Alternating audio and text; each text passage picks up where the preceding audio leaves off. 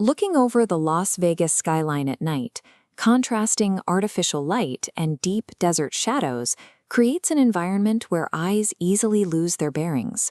When we look at chaotic visual noise, our brains instinctively search for familiar shapes.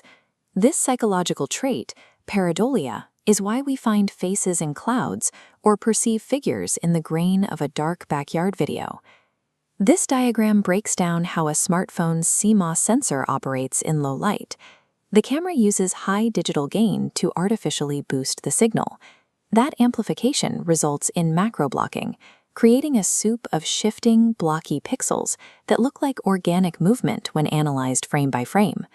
Skeptics point to the tapetum lucidum, the reflective layer in an animal's eye, to explain the glowing eyes in the footage. A raccoon or coyote on the fence would reflect a family's flashlights with that exact intensity. Based on digital forensics and hardware limitations, the video evidence points toward an optical illusion generated by the sensors in our pockets. Local authorities reached the same conclusion. The Las Vegas Metropolitan Police Department officially classified the case as unfounded and moved to close the file. Public interest quickly faded, as the incident was largely dismissed as a solved hoax. Despite the official closure, police officers returned to the Kenmore property days later to begin a new phase of the investigation. Police departments operate with finite budgets and do not typically dedicate resources to a case involving a raccoon and a technical glitch. Officers arrived at the home for a specific mission. They installed high-definition, expensive surveillance cameras directly onto the family's roof. The official reason for the installation was to protect the family from being harassed by trespassing UFO enthusiasts. Standard law enforcement budgets do not cover the installation of advanced surveillance hardware on private civilian homes for simple nuisance complaints. The family soon reported unmarked black SUVs with government plates and individuals resembling federal agents circling their neighborhood. The physical monitoring and operational secrecy observed here aligned with high-level security threats, which contradicts the official narrative of a harmless digital error. Beyond the camera footage, the family described a physical shockwave that rippled through their bodies as the object fell. A neighbor's Ring camera confirmed the timing, capturing a distinct whooshing sound and a heavy physical bang at the exact moment of the reported impact. This local surveillance occurred as the intelligence community faced a series of whistleblower hearings in Washington, D.C. David Grush provided sworn testimony to Congress regarding a clandestine U.S. program dedicated to the retrieval of crashed non-human vehicles. The alignment of these federal hearings with the Las Vegas incident suggests the family may have witnessed a military crash retrieval operation in real time. The Kenmore family avoided the spotlight, refusing on-camera interviews and withdrawing from public view entirely. Their only public contribution was a series of sketches depicting tall beings with massive eyes and glowing antenna-like ears. Traumatized by what they saw that night, the family eventually packed their belongings and moved away from the property permanently. Abandoning a home and refusing to monetize the event contradicts the typical behavior seen in a coordinated hoax. We are presented with two competing realities: the technical limitations of smartphone cameras and a collection of unexplainable circumstantial evidence. Each viewer must decide if local police would deploy federal-level surveillance for a raccoon or if they were monitoring something meant to stay hidden. The disproportionate reaction from the authorities remains the most difficult aspect to explain. We have reached a point where we no longer just wonder if something is out there. We are wondering when it will look back. The effort spent controlling the narrative reveals a gap between the official report and the events that actually occurred on the ground. On April 30, 2023, an atmospheric green fireball illuminated the night sky over the American West. At roughly the same time, civilian residents in Las Vegas reported large anomalous entities moving through their completely unlit backyard. Las Vegas Metropolitan Police body camera footage successfully captured the initial meteor event. This provided investigators with a verified timestamp and a high-fidelity baseline to construct an accurate timeline. Exactly 39 minutes after the meteor strike, police dispatch received a 911 call from the residents. They claimed non-human figures 8 to 10 feet tall hid in the darkness of their property. This image displays typical modern smartphone camera hardware. When analyzing anomalies, experts face a primary challenge: decoupling physical reality from digital illusion, starting with these tiny lenses. Consumer lenses are mathematically incapable of absorbing enough photons in extreme darkness.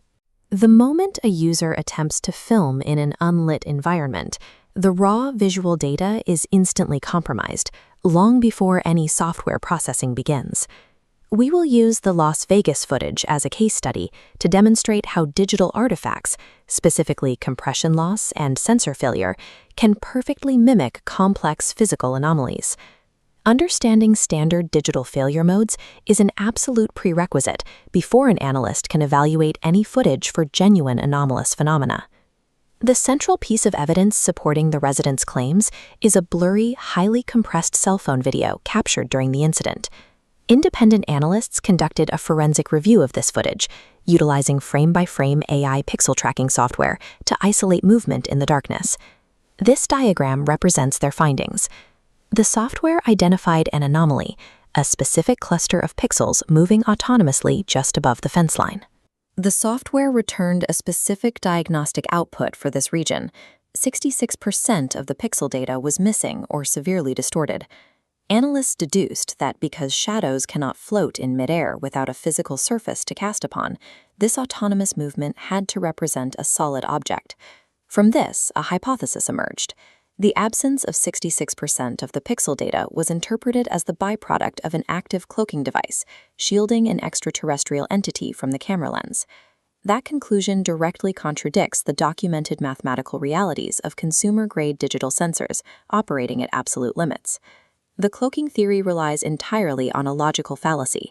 It treats a digital absence of data as definitive proof of a physical presence.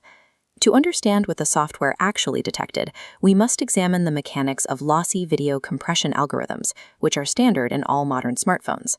This grid illustrates compression. Missing pixels are an efficiency feature.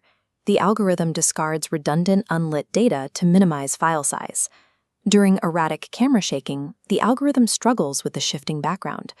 Macro blocks tear and warp, creating a visual illusion, an autonomous, floating shape moving independently. Applying this mechanical failure to the Las Vegas footage reveals exactly what happened. The residents panicked. Their erratic camera movements forced the smartphone's software to drop massive amounts of frame data to keep up. A reading of 66% missing pixels here is simply the mathematical output of a compression algorithm failing to render darkness during extreme motion. There is a vast physical difference between a solid object blocking environmental light and a digital algorithm intentionally refusing to render data. The tracked movement above the fence line was a digital phantom, the camera's own software struggling to stitch together fragmented digital garbage. Camera movement explains the missing data, but another environmental factor is responsible for the perceived physical shapes, high-contrast reflections from flashlights sweeping across heavy equipment parked in the yard. This image displays a digital image sensor's microgrid layout. Reflections trigger a hardware-level phenomenon known as optical bloom, occurring when localized intense light overwhelms this array. Each microscopic square operates as an individual light-gathering well, designed with a strict physical capacity for photon collection. This diagram shows a sensor cross-section. When a bright flashlight reflection hits it in complete darkness, a mechanical failure occurs. Bright photons flood a specific pixel well, rapidly overflowing and spilling into adjacent unlit wells, creating a distorted, false shape. Skeptics correctly identified that flashlight beams reflecting off the heavy machinery in the Las Vegas yard caused severe, localized optical bloom throughout the recording. When this hardware-level sensor saturation feeds into a failing H.264 compression algorithm, the result is a video file littered with high-contrast, artifact-heavy shapes. Optical bloom acts as a catalyst here. It injects corrupted artificial light data into a digital environment that is already severely misinterpreting movement. The final phase of the public investigation involved feeding this corrupted, artifact-heavy video file into AI enhancement software to clarify the shapes. The software produced a highly contrasted, zoomed-in image that purportedly revealed distinct facial features of a non-human entity staring back at the camera. This diagram demonstrates pareidolia.